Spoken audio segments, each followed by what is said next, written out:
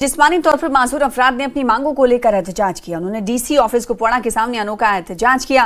एहतजाजियों में कुछ ने कफन पहनकर मुजाहरा किया। ये लोग इल्जाम आयद कर रहे थे कि इन्हें पिछले कई महीनों से माहाना पेंशन से महरूम रखा गया। एहतजाजियों ने कहा कि उनके मसाइल हल किए जाने चाहिए। इन्होंने लेफ्टिनेंट गवर्नर से मुदाखलत की अपील भी की।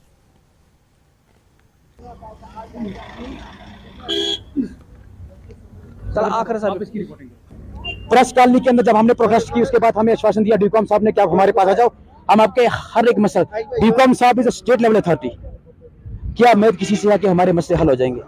अगर कफन जो पहना है मैंने इसलिए पहना जब मैं तंग आ गया, जब ये गरीब बेबस ये ना बोल सकते हैं, ना अपनी बात किसी को सुना सकते हैं, ना इनका ना कोई इनका सुनने वाला है, ना इनकी कोई आवाज उठाने वाला है। मेरी आज मैसेज है एडमिनिस्ट्रेशन से, भाई हमारे मसले हल करो, हमारे इश्यूज को हल किया जाए। और एक बड़ा मसला हमारे जम्मू कश्मीर के अंदर है कि 2016 का rule, it's a big issue of disability person, वो रूल जो है उसको इंप्लीमेंट किया जाए ऑन ग्रास रूट लेवल पे। जो ऊपर की जो सर एक बात मैं बोलूं, डीसी साहब तक सारी इन्फॉर्मेशन नहीं पूछता कि आखिर ग्राउंड में क्या होता है, ग्रास रूट लेवल पे क्या होता है। माय रिक्वेस्ट डिप्टी कमिश्नर, बिलन डिप्टी कमिश्नर, मैं सैल्यूट पेश करता हूं डीसी मैडम को कि अगर आपको करना है काम तो आके कर दो इन गरीब लोगों का, बेबस लोगों का। आपके बड़े बड़े चर्चे हैं कि डीसी मैडम जो है पर्सनली मॉनिटरिंग कर दिया ग्रीवेंस को।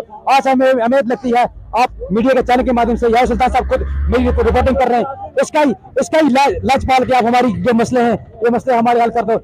इसकी तरफ देख के, इसकी रिपोर्टिंग को देख के आप हमारे मसला करो। डीसी मैडम जी हम आपको सलाम पेश करते हैं। हो सकता है कि आपको आज एक कफन हमारा देख के तरस आ जाए, कफन हमारा देख के आपको लगे कि जो उनकी पुरानी पेंशन है और इनके इश्यूज जो हमारे सर, हमें किसी अगर बैंक पे लोन मिलता है वो भी हमें नहीं मिलता है। कांग्रेस